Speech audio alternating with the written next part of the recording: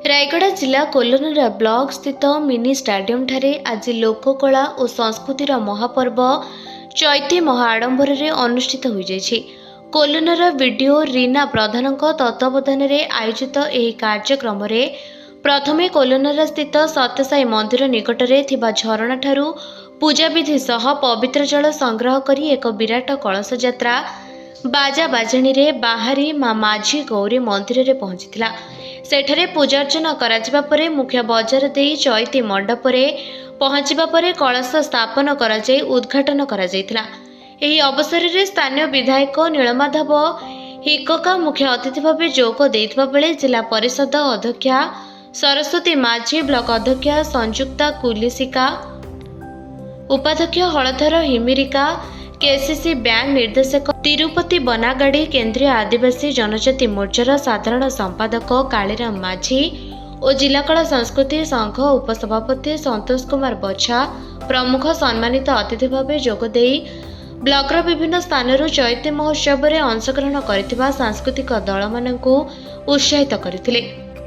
प्रारंभ में मिशन शक्ति महिला द्वारा स्वागत संगीत गान पर अतिथि परिचय एवं अतिथि को उत्तरीय दे सम्मानित करा जायतिला।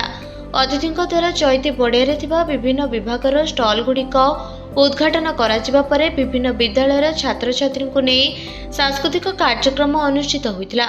सेहीपरि चैती उपलक्षे होइतिबा विभिन्न प्रतियोगितार कृतित्व हासिल करथिबा प्रतियोगी को चैती मंडप रे अतिथि माने सम्मानित करथिले। शिक्षक प्रफुल्ल पाढ़ी और प्रदीप नायक मंच परिचालना करथिबा बेले समस्त सरपंच समिति सभ्य और सांबादिक मानकु उत्तरीय दे सम्मानित करा जायतिला।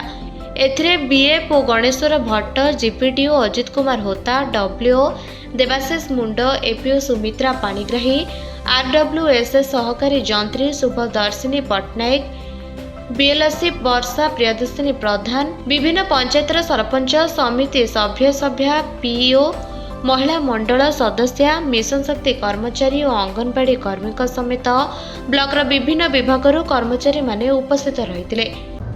कोलोनरा ब्लॉक स्तरीय चैती और रायगड़ा जिलार गणपर्व एते सुंदर भाव आयोजन करथिले। मो धन्यवाद देवी ब्लॉक प्रशासन को आउ जो 17टा पंचायतर सबू सरपंच समिति, जिला परिषद और चेयरमैन, जिला चेयरमैन सबू दलीय सबू जाति सबू धर्म सब आसते बहुत आनंदित लगिला। अति सुंदर भाव जो आमर चैती कार्यक्रम सुरुखुर सरीगला। बहुत आनंदित, बहुत खुशी। एक्चुअली चैत्र मुख्य उद्देश्य होची आमर जो परंपरा जो चैती पर्व आमर जो अच्छी चैती पर्व जो दिनों दिन लोप पाई जाउछि। आमर कला संस्कृति आमर जति परंपरा जो लोप पाई जाउछि सेटा को सरकार माध्यम रे लोक मानकु सचेतनता कर जाउछि। ए होछि आमर चैती कार्यक्रम। देखंतु कोरापुट रे परब, आमर नवरंगपुर रे मंडई, मालकानगिरी रे माल्यवंत, एमिति आमर रायगड़ा जिल्ला रे चैती। कालीपिंडी उमाशंकर रिपोर्ट, निरपेक्ष न्यूज।